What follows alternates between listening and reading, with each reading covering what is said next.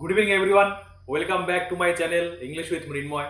তো আজ আমরা ক্লাস 11-এর এলিয়াস জিমি ভ্যালেন্টাইন, যাকে আমরা সংক্ষেপে জিমি ভ্যালেন্টাইন বলে চিনি, সেই স্টোরিটা নিয়ে আজ আমরা আলোচনা করব।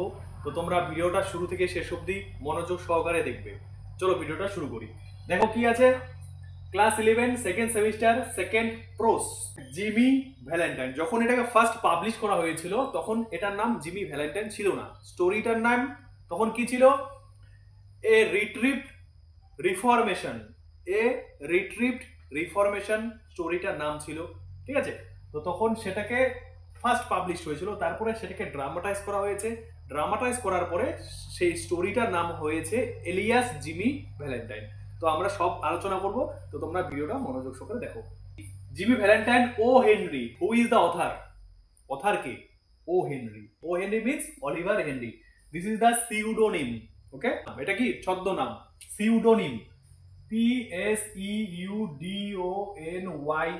দিস ইজ সিউডোনিম মানে ছদ্মনাম। ওকে, যারা জানো না তারা অবশ্যই লিখে নিবে।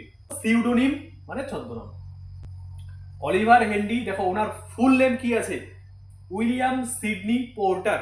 William Sydney Porter. এনার ছদ্মনাম হচ্ছে O Henry or Oliver Henry.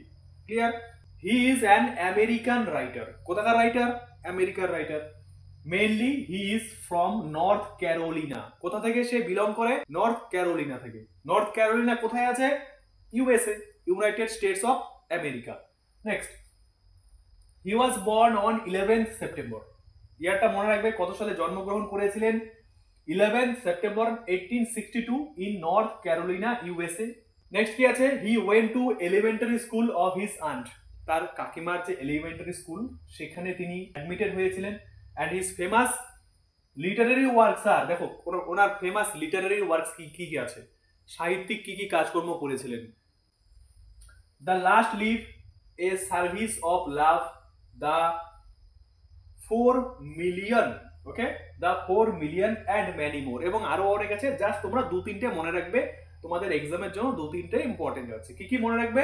The last leaf, a service of love, the 4 million.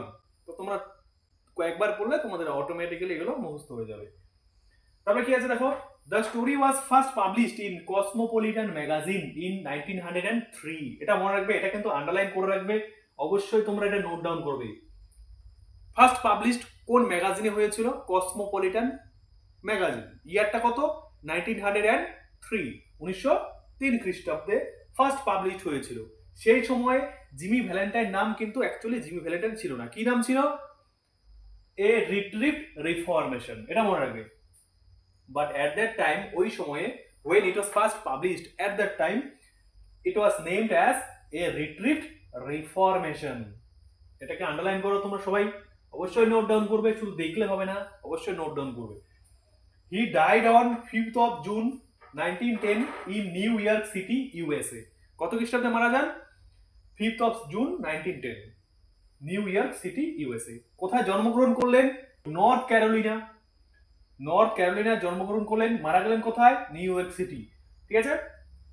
তো ও হেনরি সম্পর্কে আমরা এতটুকু জেনে নিলাম। তোমাদের এক্সাম পয়েন্টের দিক থেকে এই ইনফরমেশন গুলোই তোমাদের জন্য অ্যাপ্রোপ্রিয়েট, হেল্পফুল হবে তোমাদের। এবার আমরা চলে এলাম জিমি ভ্যালেন্টাইন গল্পের ক্যারেক্টার্স নিয়ে আলোচনা। যেখানে কে কে আছে দেখবে, ক্যারেক্টার্স কি কি আছে? Jimmy Valentine, Ralph D Spencer, same person.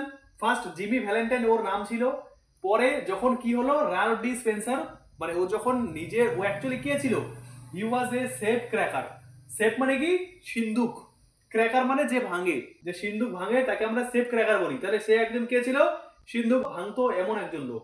And finally he led an honest life. তারপরে সে কি করলো? একটা সৎ জীবন যাপন করতে শুরু করেছিল। তখন ওর নাম কি হলো? Ralph D Spencer.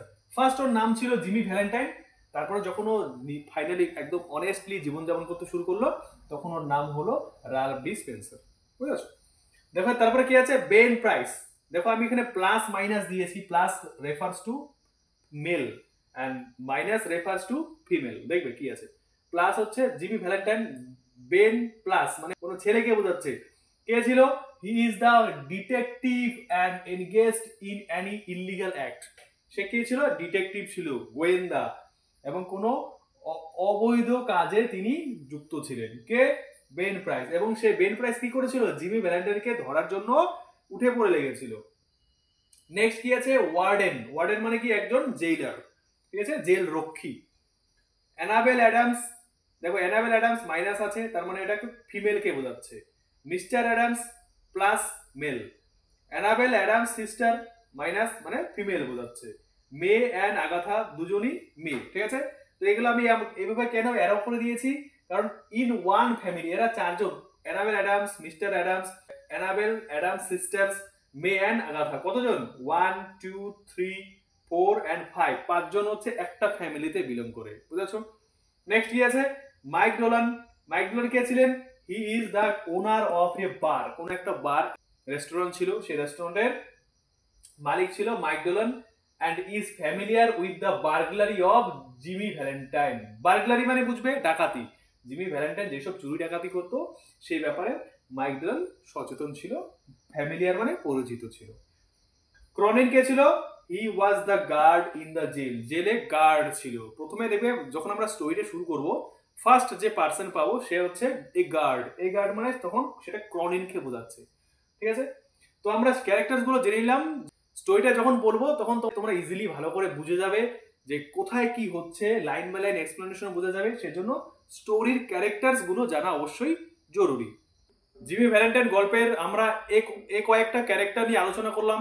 তো এগুলো হচ্ছে মেজর ক্যারেক্টার্স, আরো দুই একটা ছোট ছোট মাইনার্স ক্যারেক্টার্স আছে, সেগুলো অতটা ইম্পর্টেন্ট না, জাস্ট এগুলো জানলেই হয়ে যাবে। তো আমরা যখন স্টোরি পড়বো তখন মাইনার্স ক্যারেক্টার্স গুলো আমরা জেনে নিব। এই ভিডিওটা যদি ভালো লেগে থাকে অবশ্যই লাইক করবে, শেয়ার করবে। যারা নতুন দেখছো তারা অবশ্যই সাবস্ক্রাইব করবে।